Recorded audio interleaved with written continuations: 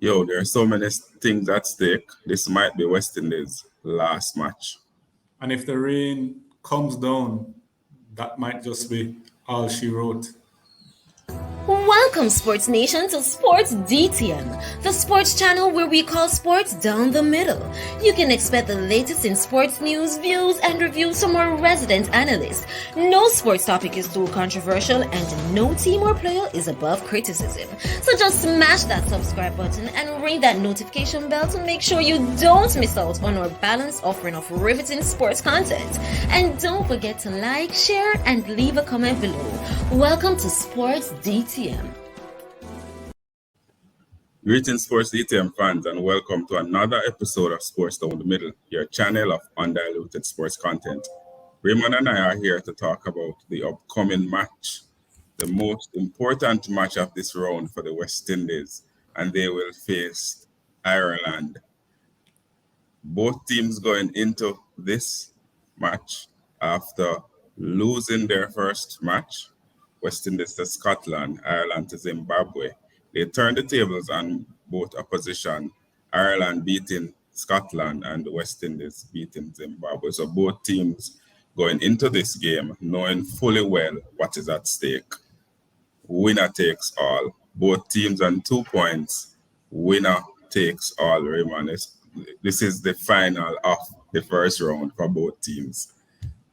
Yeah, so this match, if West Indies wins this, is almost as if they win the Cricket World Cup because they buy themselves another, extend their stay in the tournament. But the funniest thing to me is that a weird math says if West Indies lose to Scotland and Scotland lose to Ireland, does that mean Ireland is better than West Indies?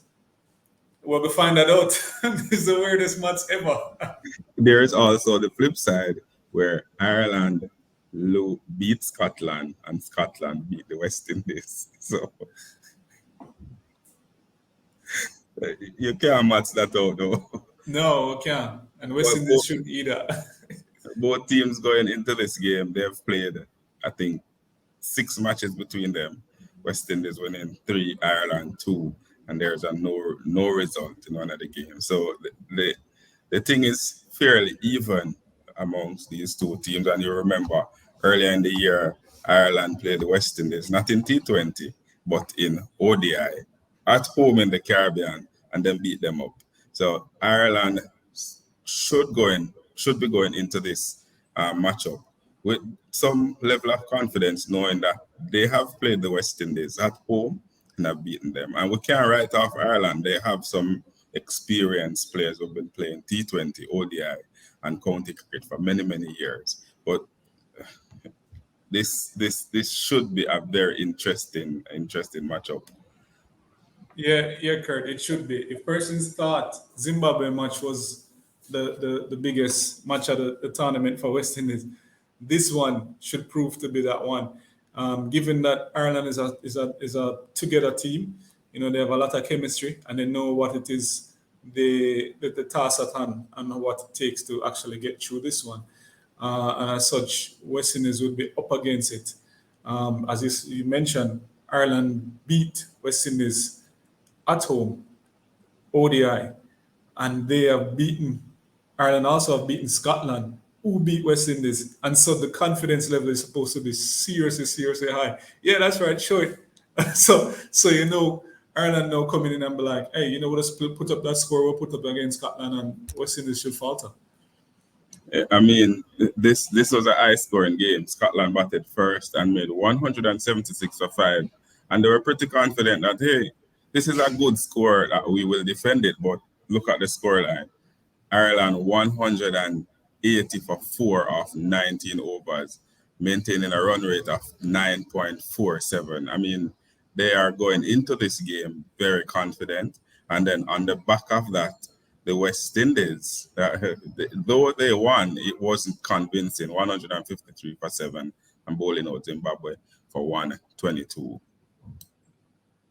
Yeah, so West Indies struggled to go over 160, 153 there, but they struggled to go beyond that scoreline. While Scotland and Ireland, especially Ireland, going over those scoreline easily, and they're prepared to to chase, and they're prepared to chase, and they're prepared to actually put up those type of runs. So it'll be really really tricky to see what happens, because Ireland is up for the task. Anything over 160, and Ireland should be able to get it. In fact, anything over 160, West Indies might struggle. So far, that's the look they're giving us. I mean, 160 is not a high score in T20 anymore, and West Indies have been a team that set the standard as it relates to high score in T20. But going up against Ireland now, Raymond, we saw in the last match, or the first match against Scotland, the coach came out and said the players weren't professional in the way they bat. Against Zimbabwe, there were a little bit more control and temperament in the way they batted. They never just continued to play bat up and catch like the first match. King was left out and Charles came in. Charles top scored with 45. Going into this match against Ireland, do you see any additional changes that we should make to this West Indies lineup to face Ireland? No, Kurt. I almost think that they should actually keep the same lineup. At some point, you have to go build some chemistry between where you have now. Can't keep flipping and switching and whatnot. You got a victory out of this with this team from Zimbabwe. It's just a matter of other person stepping up. Once again, Puran, what point will you come to the party, sir, with the bat? Most definitely. And of course, we can't beat Holder, because even though he doesn't shine with the bat, he's prepared to shine with the ball. And if he gets it right on any given day, bat and ball is his, and he showed that he's a good all-rounder and a good inclusion in the team. So I wouldn't do much changes at all. Probably just an order batting. I'd probably move Puran further down if he's up to it, but I don't feel we keep asking for him to come up and he hasn't. So I'd push him further down the batting order. And talking about Puran, and I can call out his last 10 T20 score for the West Indies, right? 14, 22, 24, 3, 15, 1, 2, 2, 5, 7. That sounds like a telephone number.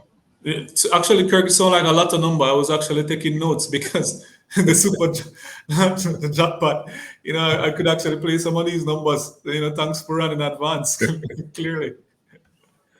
But it is extremely disappointing to see that the West Indies captain is performing so poorly with the bat, and considering how much of an expectation we have and how much he should be pulling the weight in terms of batting. And we continue to speak about the number of responsibility that he has, being the captain, being the wicket keeper, and they want to lead with the bat. And based on those stats, it's clear that something needs to give.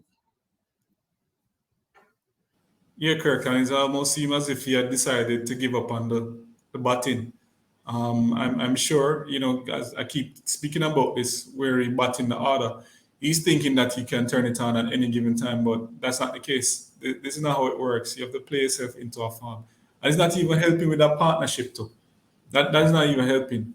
So just bat further down and give other persons a chance to create partnerships and hopefully put up a better score. And in addition to that, the way he's getting out too is pretty easy. I mean, you throw the ball to him, bat it back to the bowler. Like a bowler caught against Zimbabwe, he was falling over while playing the shot. Those are signs that clearly you're not in good touch. Yeah, Kirk, seems that he's misreading a lot of the delivery. And as such, it's like just forget about singles and whatnot. It's just going for the boundary, and if that doesn't work out, then you find yourself walking back to the stands comfortably and sitting. And I don't know what next. Probably setting out his feelers if they're the one who open the batting to see if they can contain and put the pressure on the bowlers who have actually risen to the occasion so far. Well, for the most part. I hear you say you won't make any changes. The verdict is still out on Brooks at the moment. I still think that King needs to be in the team. But I'll leave it at that. If West Indies going up against Ireland, what would be the best approach? I mean, 153 or anywhere close to that is not a good enough score against this Ireland team. And we saw how they played against Scotland. what do you think we need to do? If we win the toss, do we bat first or bowl first? I mean, you can always put the pressure on the bowlers first and see their professionalism to be exhibit, and as such, I'll really want them to bowl first, as the bowlers can possibly set the tone and show the batters how professionalism works, and hopefully that will carry over to the batters, and the batters will be able to actually chase down any score put up by Ireland. But one thing for sure though, if you're not prepared to contain Ireland below 150 or even below 160, West Indies will be in trouble. So you have to contain them if you're able to bowl first. So the strategy: bowl first and contain them, or bat first and score more than 200. Fans out there would love to hear from you. What's your thoughts on this matchup? It is an extremely important match for both teams, but important for the West Indies and for our interests that they win and advance to the Super 12. Only a victory will be good enough for this. Both teams going into this match on 2 points. In fact, all the teams in the group are currently on 2 matches after winning 1 match each and losing 1 each. So whoever win the matchup in both matches will advance to the Super 12. We can't get more interesting or important than this. Their lives is pretty much, hopes and everything is in their own hands. And fans out there would love to hear from you. Do we continue to hold on to that hope, or do we slightly just let it go and try and cheer for another team? Just give up hope, and then you enjoy it far more. You just watch for the fun. Me see you coming and you're blue, like you're secretly a cheer for England. No, this is purple, but it's okay.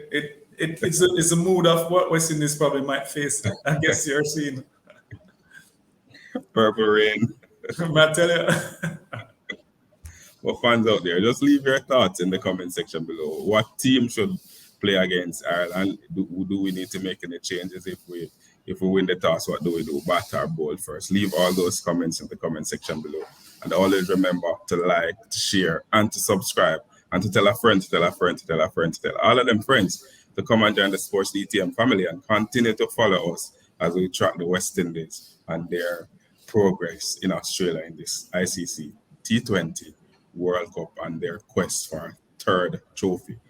All right, so Raymond and I are signing out, saying be blessed.